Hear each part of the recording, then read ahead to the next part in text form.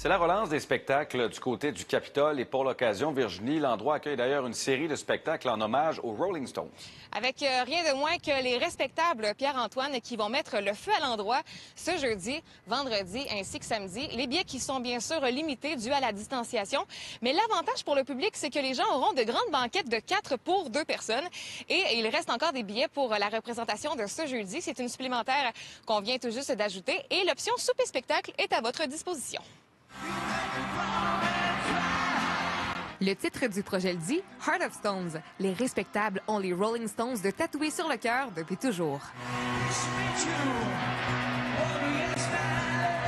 Et ils déverseront à nouveau cette passion au Théâtre Capitole dans quelques jours. C'est quelque chose qu'on avait hâte de faire depuis toujours, de s'éclater là-dedans.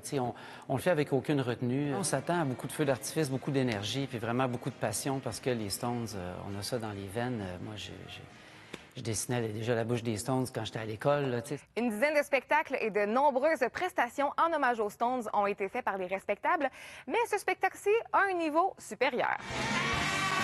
Je pense que ça va être comme 10 fois pire parce qu'après la période historique incroyable qu'on vient de traverser, je pense que les gens, puis l'été qui arrive en plus, il faut s'attendre à une surdose d'énergie par rapport à ce qu'on aurait eu d'habitude. Nous autres, on s'en peut plus. Moi, je suis vraiment là, j'ai très hâte dans une salle épique comme le Capitole.